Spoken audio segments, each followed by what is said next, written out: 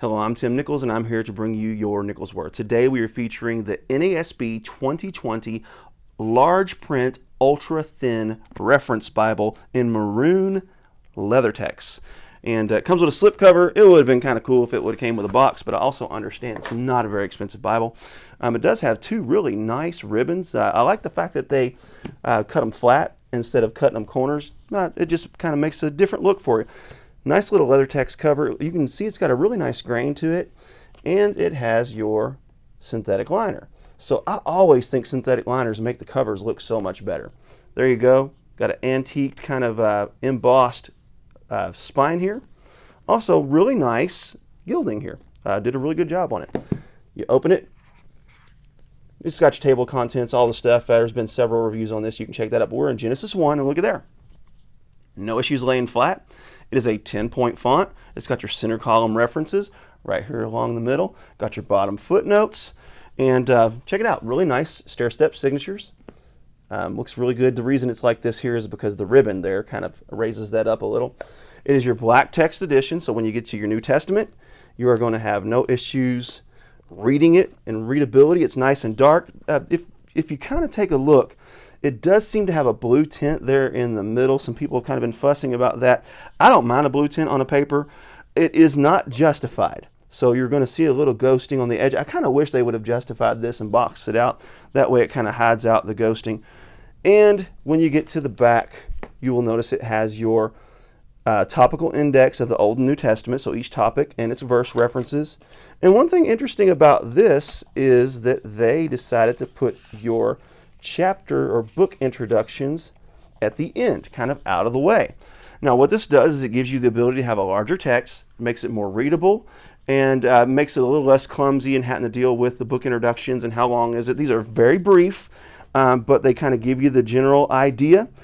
This is a paragraph format. It is not verse by verse, so it is going to be a little more readable, but it's going to be a little bit more difficult to find your verses. It really depends on which you prefer. Some people prefer verse by verse. Some people prefer a paragraph format double column. Again, some people prefer single column, but I personally like double column. When I'm reading, I prefer a paragraph format, but from a preaching's perspective, I prefer verse by verse just for that easy to find. Now let's talk about the translation for just a second. For the most part, you're not going to see a really big difference.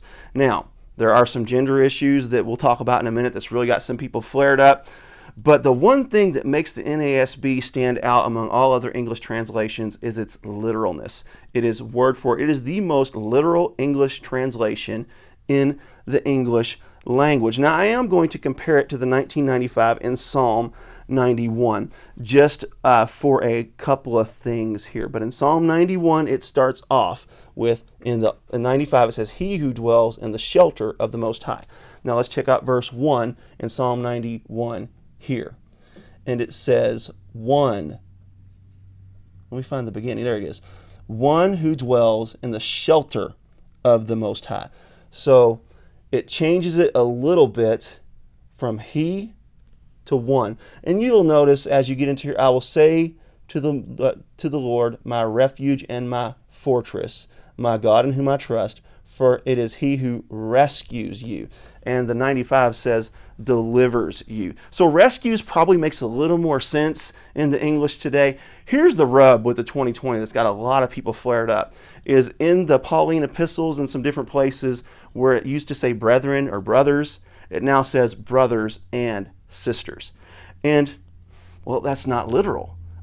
It is the Greek word for brothers. There is a separate Greek word for sisters.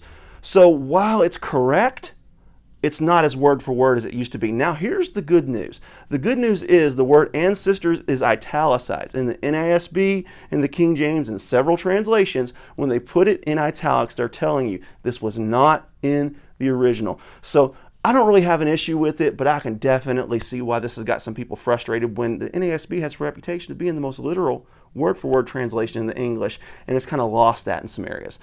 Otherwise, the construction of this thing is sound. It has everything you'd look for in a great Bible for a fantastic price. Lockman Foundation did a great job. So there you have it.